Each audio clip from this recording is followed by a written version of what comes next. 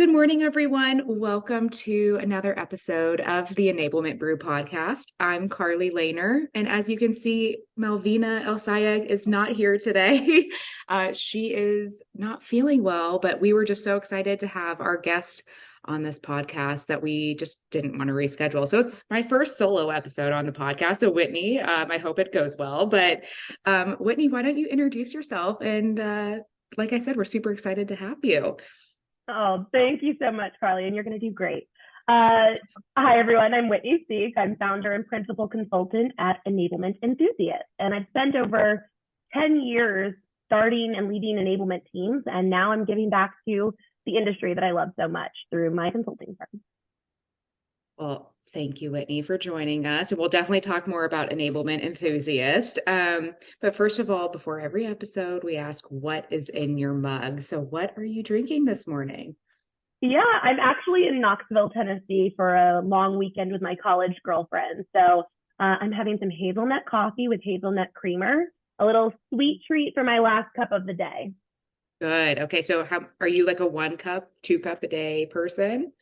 So I used to like run on coffee, meaning like 5 cups a day, just constant to keep me going to all my back-to-back meetings. But I've cut back down to 2 cups a day now. Okay, so 2 cups is good. Yeah. Yeah. I've had my 2 cups of coffee. So I'm on herbal tea. It's ginger and Sicilian lemon. So I'm visiting my parents. So I'm not in the UK right now. I'm in the US. So it's like 9 a.m. here and I've already had my 2 cups. So I need to like just switch to the caffeine free tea at this point. So I think it's good. We're cutting back on the caffeine. I don't know if Yeah. it's good for us to have too much, but anyway, so I'm sure our listeners, if you guys have seen Whitney on LinkedIn, you obviously should follow her if not, but I follow Whitney's Enablement Enthusiast account on Instagram, and that's where it's at. Because like Whitney, you got some great reels where you're like that feeling when or POV, like you're like keeping up with all like the fun TikTok trends, but with like the enablement lens. I absolutely love that. Oh, thank you. You know what it is? It's like I wanted to bridge the gap between what we had as enablement thought leaders when we were starting, Carly, where it was like a lot of analysts, right? Like a lot of analyst thought leadership. And I Yeah. just want to be that voice for the next generation of folks coming into enablement. And don't get me wrong, I'm still really bad at like TikTok and like they're all the very first comment on my very first TikTok was, "Whose mom is this?" So Oh like, no. and I know it's mom besides like maybe a pet parent, but um Oh my God. That's amazing. Whose mom is this? TikTok can be a yeah, brutal place. I am mostly but just a passive viewer on TikTok. I never comment. The best I do is like something so I can watch it later. But it's how I like to keep up with like Gen Z. So I yeah, can like, because totally. I lead like a stand-up call with our revenue team every Monday. And like Yep. we have a fairly like we have millennials, we have Gen X, we have everyone, but the Gen Z crowd, like I want to make sure I'm keeping them engaged. So I gotta be able to like drop like the pop culture moments in there. And TikTok's like the only way I could do it. So It's helpful to stay in the loop on that. yeah. And from a learning perspective, right? Like it's part of how we learn nowadays is those micro learning bursts in video. And so, Mhm. there is a place for it in the enablement space too. But I just use it as a creative outlet, and it's been really fun because it's actually started to be like a place where I found people who are interested in some of the coaching services through Enablement Enthusiasts. Yeah, that's amazing. Okay, so before we dive into our main topic today, which is going to be strategic prioritization, which is a very important topic for enablement, let's talk about Yeah. your journey to enablement. So you mentioned that you have, over a decade of experience. How did you end up here? Yeah. So I started my career in sales. I was a sales leader of a large team. And I found that the part of my job I loved the most was training my sales team. It was when I got to watch those light bulb moments happen, watch them go back and apply what they learned and see results from it. I mean, the feeling of like pride was worth more than my paycheck at the time. And so I knew that that's something I wanted to pursue, but I didn't know what enablement was. It wasn't called that back then. Didn't know what a profession like that entailed. And so I'm a go-getter and I started my own business. So I gave 90 days notice, hired and trained my replacement, and they actually helped like refer me for my first client. And so I was doing like small to mid-sized businesses, local Houston area, custom bespoke content for each client. The company was called Develco Solutions, and people mispronounce the name all the time, Carly. They were always like Devil Co. And I was so embarrassed. So like branding lesson number one in my early entrepreneurial stage. But I knew that if I was going to do that long term, I had to understand scale. So I wanted to go and learn from the best. And in Houston, you have two main industries. You've got oil and gas, or you've got medical. And so I went to work for Baker Hughes. They had a reputation in the services industry of, being the big four company that all the others would steal talent from because they were so heavily invested in. And so I worked in their center of excellence for sales talent development. And we were responsible for onboarding and everboarding. The onboarding had two different paths. It was like folks that had sales experience but no industry experience, and then opposite, right? Folks who had industry experience with no sales. And then those would eventually converge into our everboarding, which was a lot of external vendor content that we did train the trainer through. And I led a team of delivery specialists to maintain that globally. So I lived out of a suitcase, like traveled 70%. It was back in the day when like travel was wild. So it was a lot of fun. But working there gave me that confidence to, understand scale. I had over 7,000 sellers in the field that, I was building programs for. And so I felt ready to have that entrepreneurial side, but loved working as part of a team. And so SaaS was the right space for me. So I moved over into HR tech. I worked for iSIM and helped establish sales enablement there. We helped double the company in size, double the company in revenue. They were acquired by Vista Equity Partners. I helped roll out the playbook. And then I missed some of that creative freedom of like owning your own function versus delivering upon a VC's, vision for it. And so I went to go do it all again at Greenhouse. And I loved my time there. The team was incredible. But I got that call from outreach, and it just felt like one of those top of your career moments where, impact is my love language. And so I felt like I could enable sellers that then went and enabled sellers that are customers. And that was just such an exciting opportunity. We grew so fast. I mean, I did more in my 2.5 years at outreach than I think I've done at any company prior. It was a true rocket ship. And now I'm excited to take everything that I've learned from those teams that I've started and share back with the community. That's amazing. What a journey. And I think it's always good to start in sales. And I mean, we've had multiple conversations like at conferences and whatnot of, do you need to be in sales to be in enablement? I think the answer is it depends, but a lot of the really successful enablers I see have at least some experience in sales, at least just understand like what a salesperson goes through. But then the road warrior, I remember I was a road warrior. I didn't have to go very far. I had to go to Connecticut from New York City, but I was gone like 3 out of 4 weeks in a month. And it was like, God, that living out of a suitcase, like the hotel staff was like, they were my friends. I'd stay in the same room at the hotel every time. But I think those are all just really great experiences to help you like, throughout your career. And it's so exciting to see, you actually like do this with the Enablement Enthusiast like full time. So I'm super proud of you. I know like we've known each other for years now, and it's just great to see your evolution and like you're doing the big things, which is great. Thank you so much, Carly. I'm blushing over here. So one of the things that when you go join an enablement or you create an enablement function, and you are lucky enough to build a team, there are multiple ways to structure a team. And so I imagine at outreach, you were not the only enabler there, as we obviously probably know that. But so how do you approach structuring an enablement team? And I know it's not going to be the same at every company. It's going to depend. But I guess like, how did you approach that?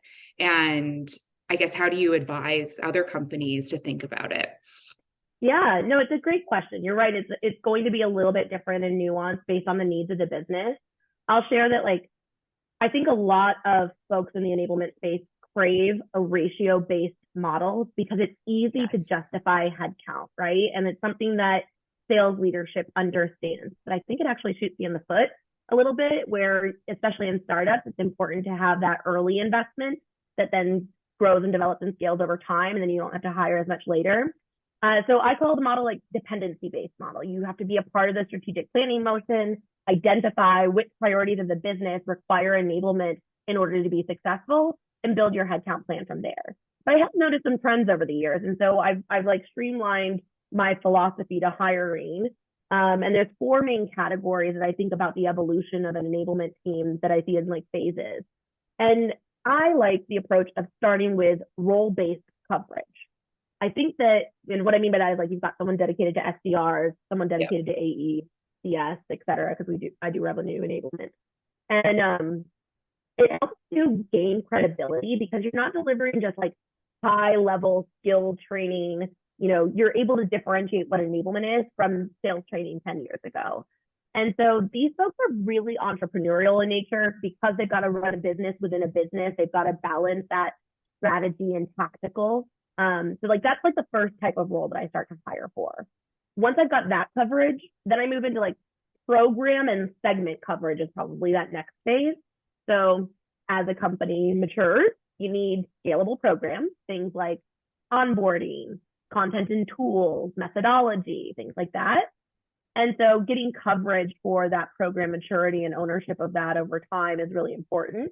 And those folks need to cast their net wide, right, across the roles. So they've got partners that are deep within the function, and they're casting their net wider across the business.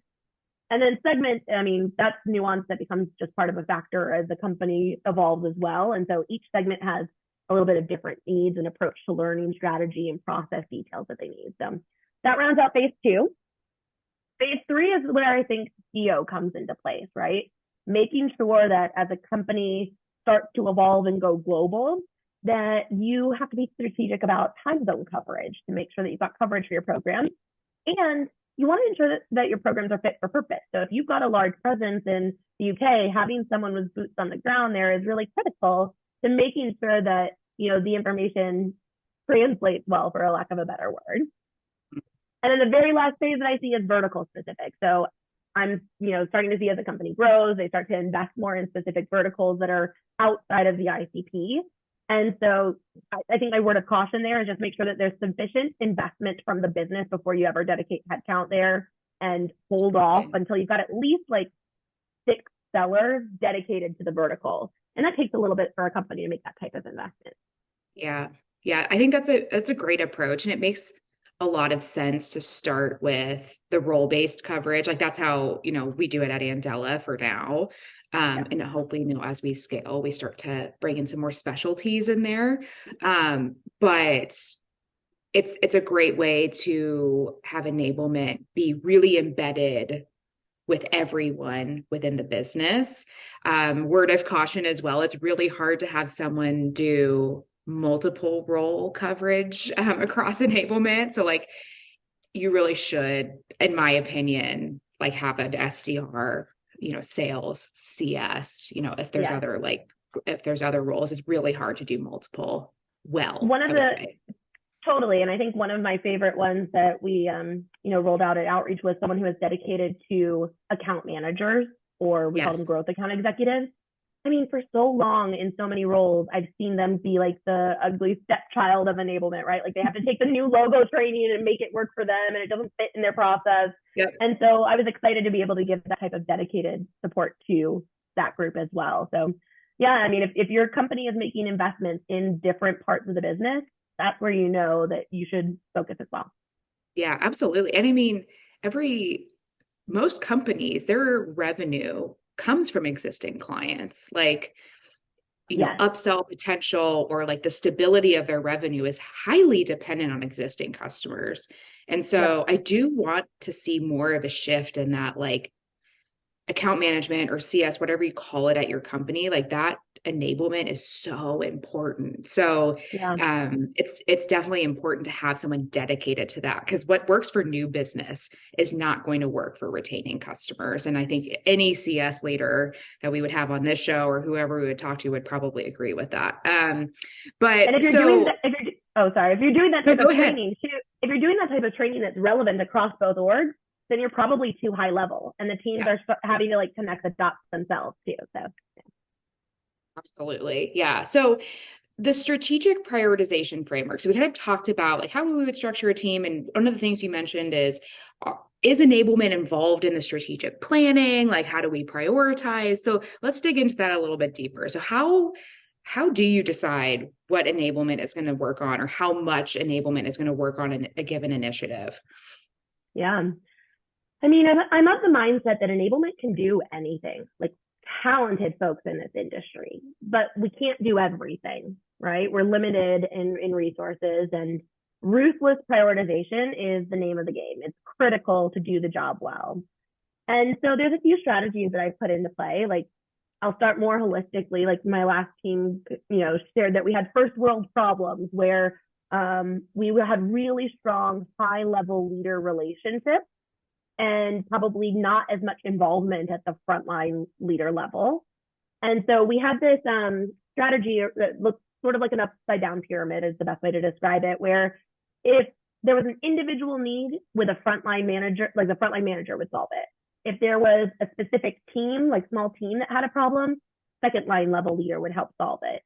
If it is something that scaled across a department like sales or CS or SDRs, then enablement would get involved. And if it was something even more scalable, like top business priority, scalable impact on the revenue org, blessed by the CRO, like we were heavily involved to help with the change management.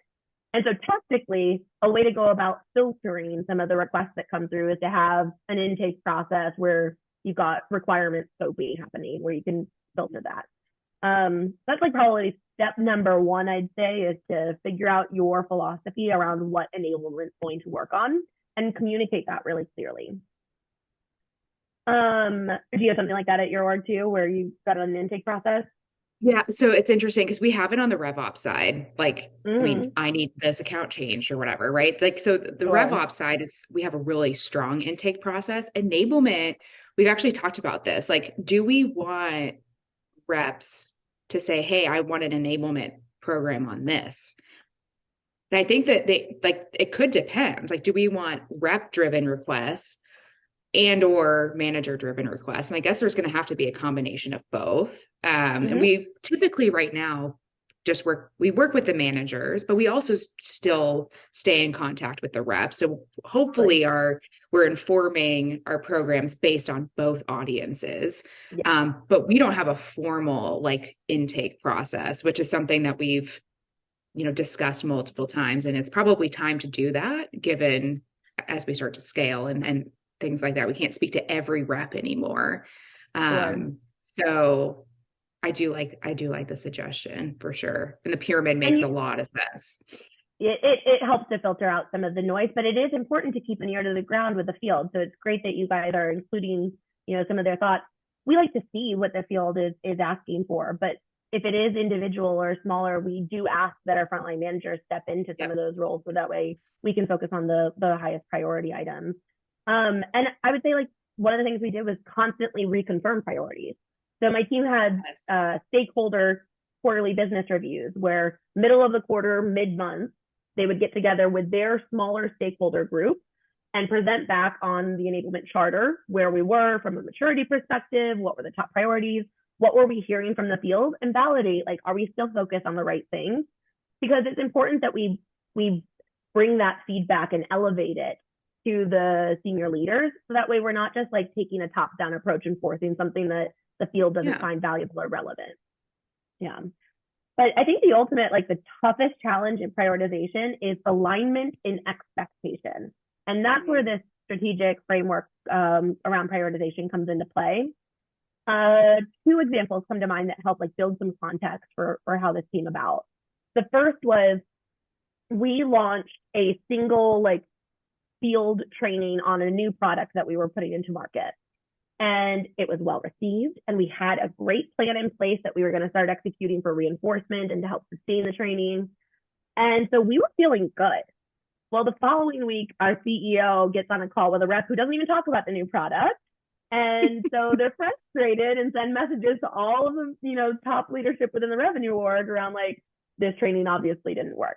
Now, us in the enablement space, we know like it's not a point in time initiative and that there's effort in change management to drive those behavior changes.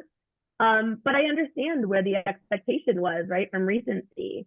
And so we needed a way to communicate what were going to be the specific outcomes at each stage of the learning journey for the field. Yeah. And so that was one of the like scenarios that I had in mind when we started to build this framework. The other scenario was part of our strategic planning process. So we were going through the motions. Top leaders were, working pretty independently. Enablement had to bring them together to like make sure that they all aligned. And when I put pen to paper, if I would have weighted all of the enablement requests the same, like equally, we would have been at like over 100 hours of enablement for the first quarter of the year. And so, like, I mean, we laugh, but like, this is one of those things where like enablement asks to do a lot.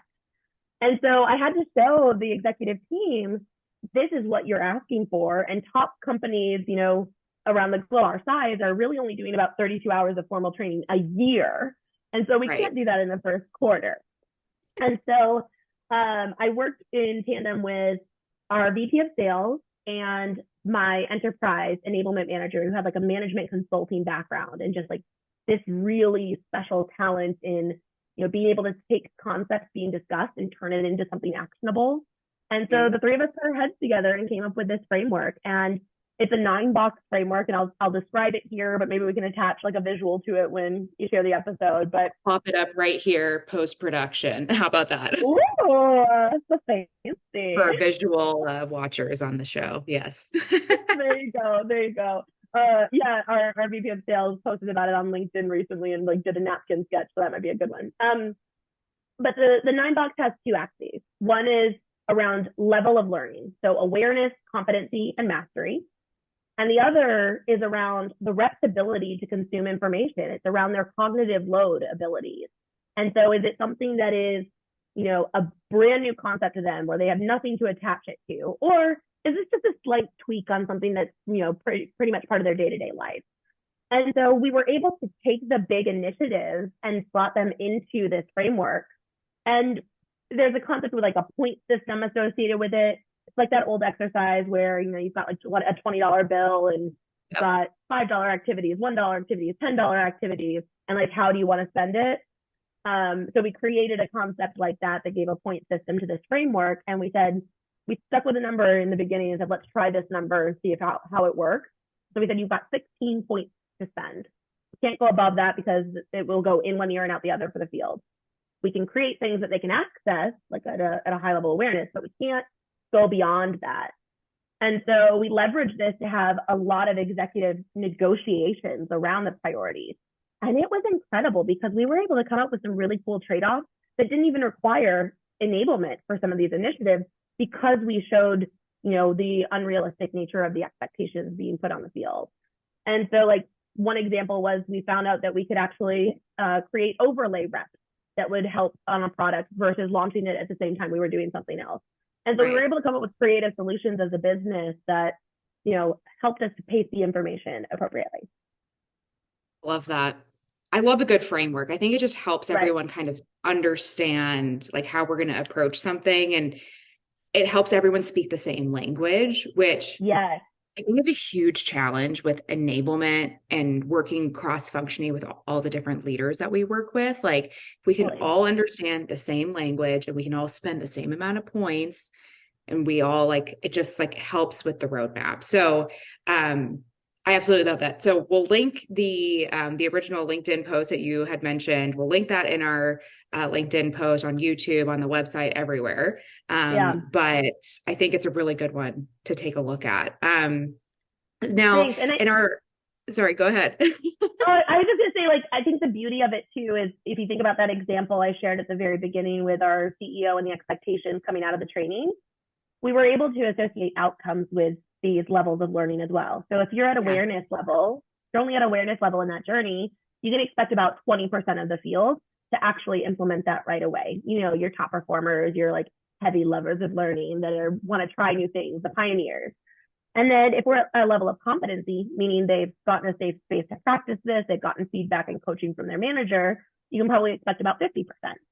Now, if we get to a level of mastery where they're actually demonstrating this in the field and getting feedback and coaching on the skills, then you can expect about 80%, right? Like I'm never going to say 100% because you're going to have those folks that may not be easy adopters, maybe challenger type, lone wolf type, or you've got new hires that are ramping. And so when it comes to that like field view, you've got to make sure that you're realistic. But that framework allowed me to be able to report really clearly to say like, hey, 67% of the field has reached competency in this skill set. Do you want to keep going and invest like and double down here? Or do you want to move on to the next new shiny thing that you're talking about? Like we Yeah. could do either one, but we can't do both. Amazing. I love that. Well, I think that's all we have time for on this episode today. But I do think there's like there's a part two conversation in here somewhere. So Whitney, thank you so much for joining us or joining me, I guess. Malvina's here in spirit. There you But go. thank you for joining me on the Enablement Brew. And to our listeners, definitely, like I said, check Whitney out on LinkedIn. You probably already follow her, but find her on the socials as well. Get those reels in your life because they are really funny and I really enjoy them. So Whitney, thank you so much again for joining us. And to everyone else, we'll see you soon. Thanks, Carly.